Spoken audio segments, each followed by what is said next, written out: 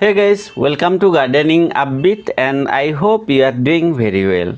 Do you love hydrangeas? Of course you do.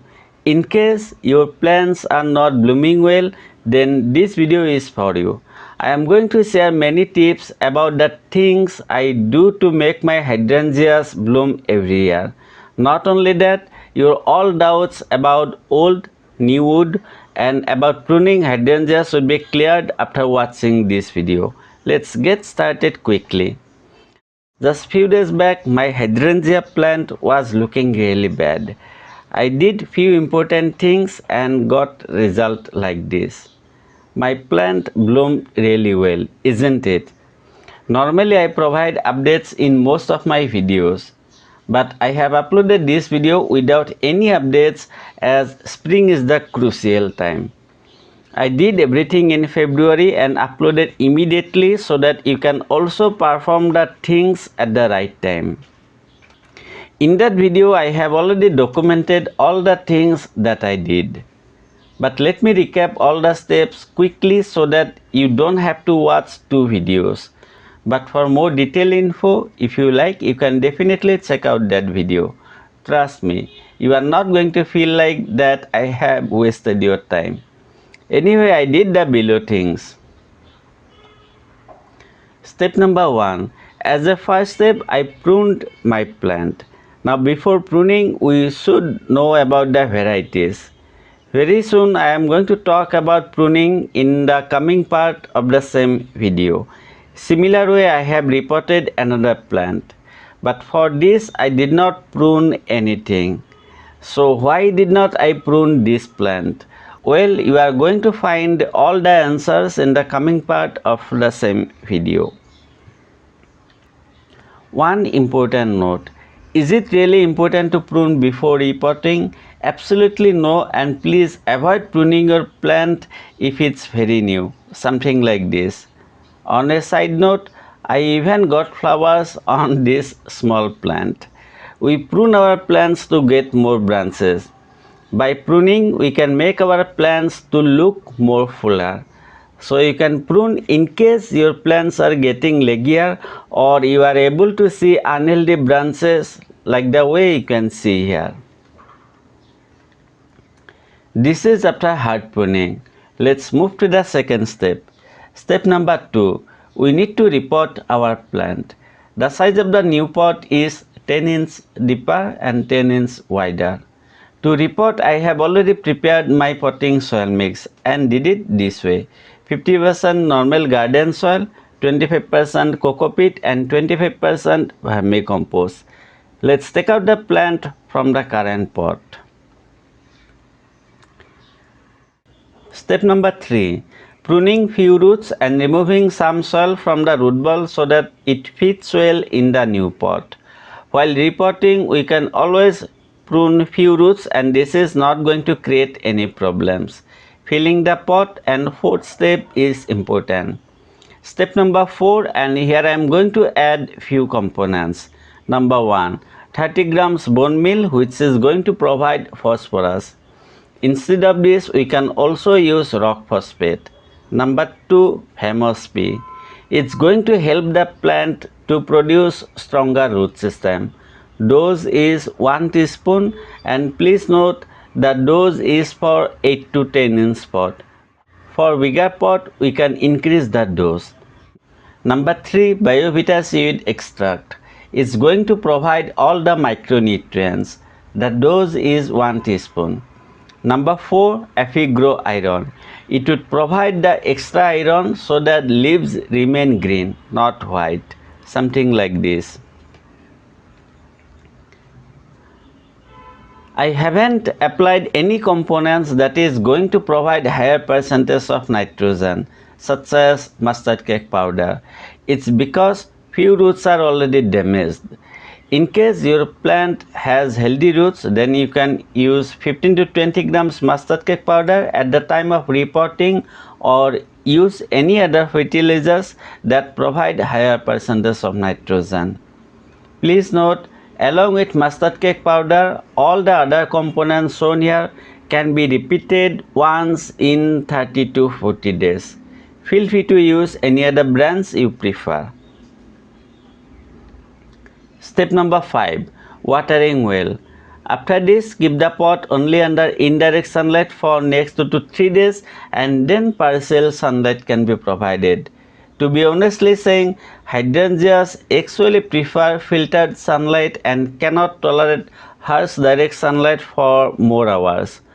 1 to 2 hours, it's okay, there is no any problem. Let's take a look at the updates quickly and then we are going to talk about the other important things.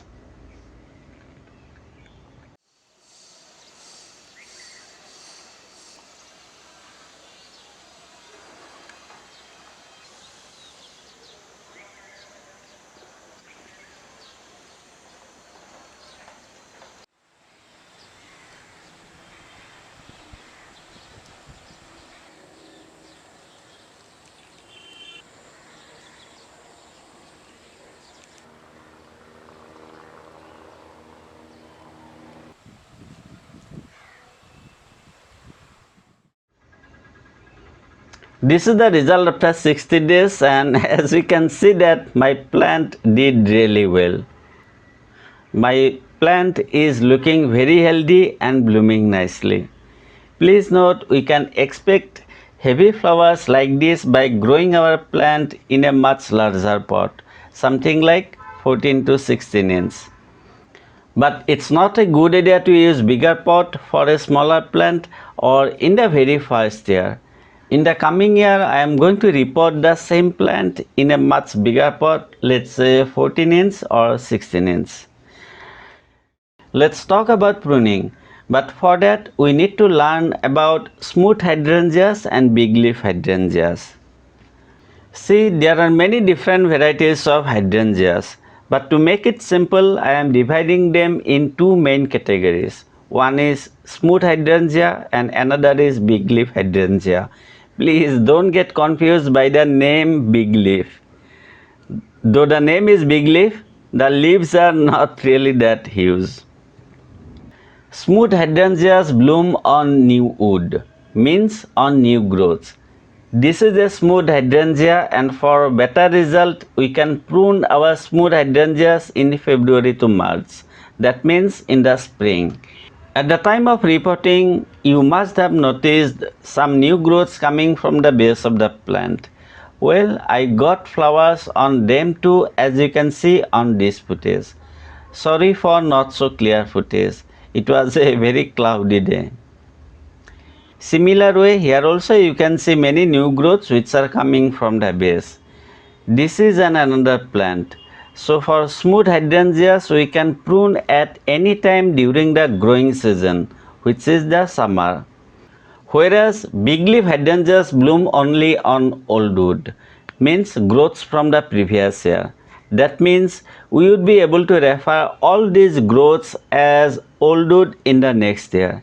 Till then, definitely they would grow well, something like this plant. On this plant, these three branches were from the previous year. That is why at the time of repotting, I did not prune them. As a result, I also got blooms on each of them. It's also producing many new growths from the base. These are going to be the old wood for next year.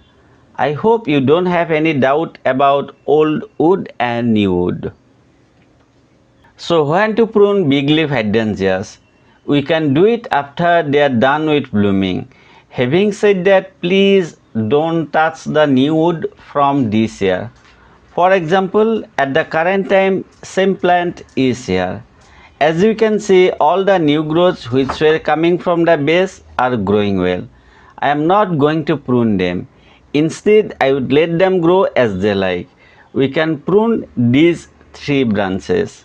But again, I would let it grow as I want to make it much bigger. This one is smooth hydrangeas once again and I got amazing result after pruning in spring.